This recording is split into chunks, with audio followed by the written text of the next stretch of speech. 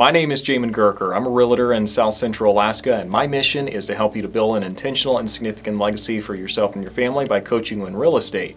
And today what we're going to be talking about is what makes an offer good when you are going back and forth and negotiating offers on your property.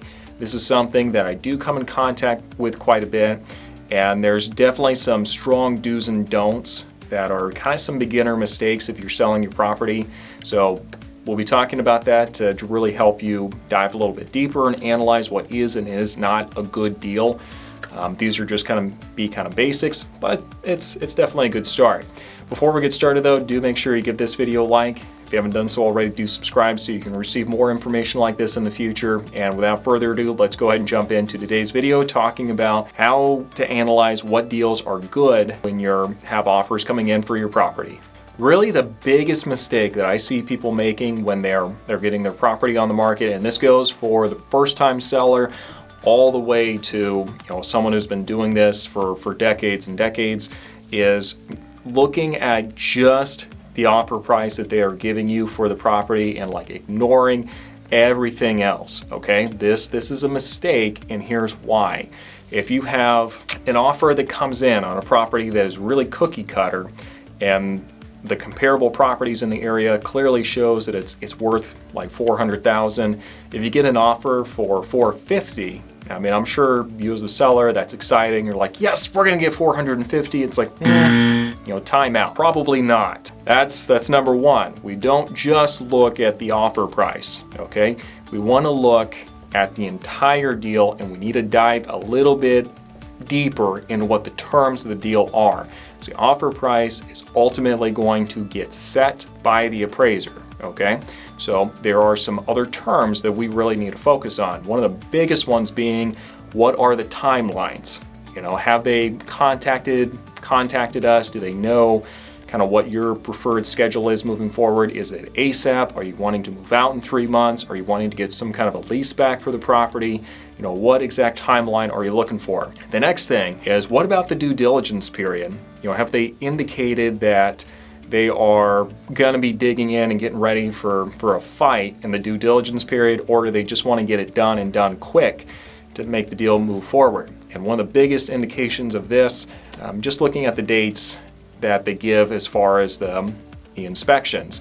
If you've got an inspection 1 week and then like a week later they said, hey, we're wanting to have our agreement on repairs after about a week after the inspection, they're expecting a lot, and expect a lot of going back and forth on the repair amendment, and that's perfectly fine. Sometimes it just works out that way if you have a property that is going to need a lot of repairs, so that's just something we're ready for. But if it's pretty straight-laced, plain Jane kind of a property that doesn't really have any huge issues to it, that would be a warning sign to me that they plan on digging in for a long time if their due diligence period is really long.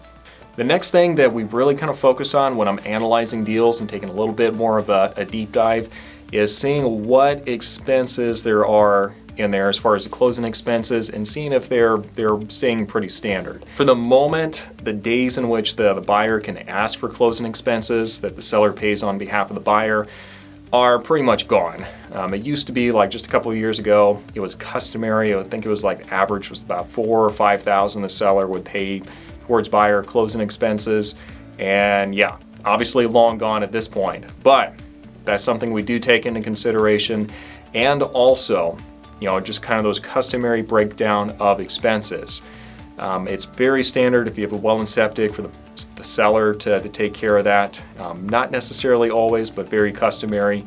Home warranties is something else that can kind of go in either direction depending on the loan type. And there's a lot of other small expenses that aren't huge in and of themselves, but once you take them as a whole, it can kind of add up.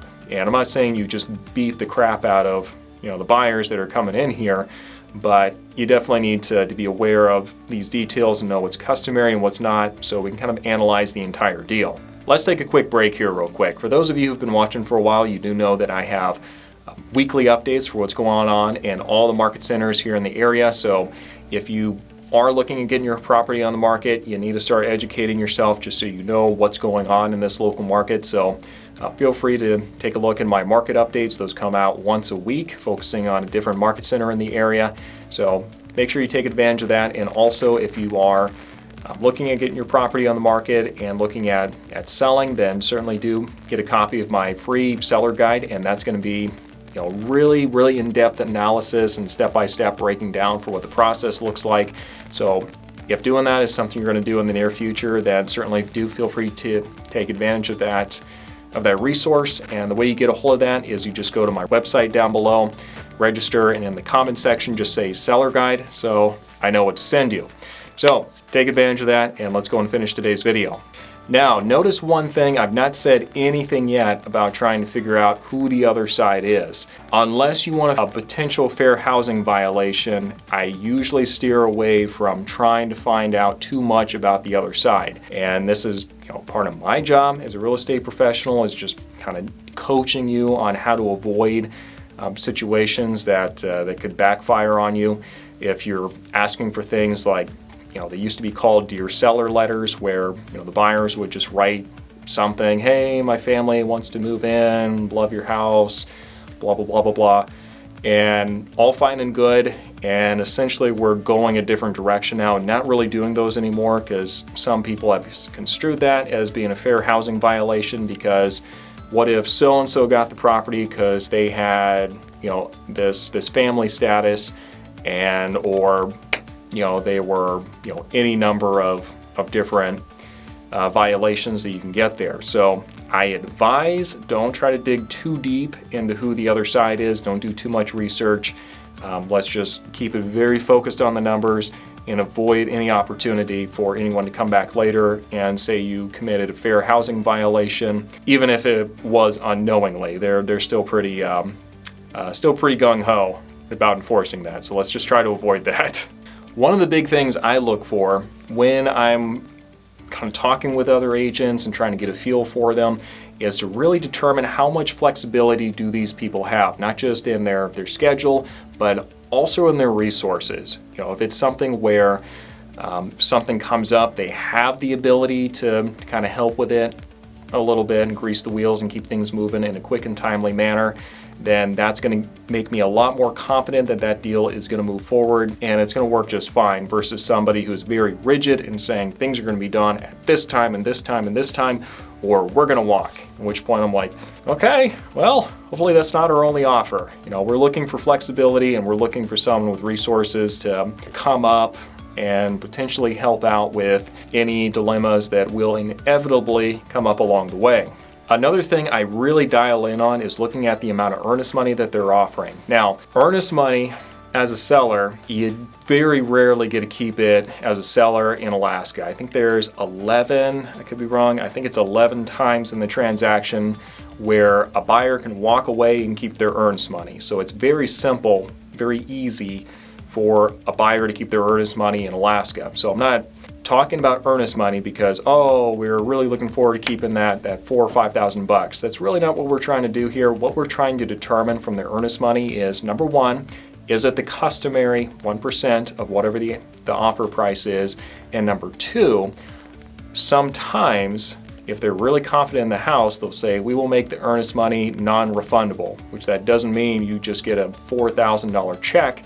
That just says that if they walk away for whatever reason, then you get to keep the earnest money at that point. And it makes them very sticky to the transaction, makes them really committed to making sure that it actually does close. So that's one thing that we do watch for. Not always does it make sense to really push for it. If it's something that they just offer though, that's going to be something where my ears are going to perk up, and I'm definitely going to be interested in taking a closer look at their offer. Now, one more thing that I would say. First off, these aren't all the things that you look for when you're trying to analyze the deal that's coming in. Sometimes it just goes down to knowing who it is that they're going to be using for a lender, for a title company, for an inspector, for engineer, and just knowing the reputation of that person in the industry is sometimes can make or break a deal and put one deal ahead of the other. So there's a lot of more intricacies that can go into it. So I sure hope this has been useful for you. If it has, do make sure you give this video a like. And if you do have any other questions, do feel free to reach out to me at either my website, on Facebook, or on Instagram, and I'd be happy to answer you at any one of those. So thanks for watching, and we'll see you next time.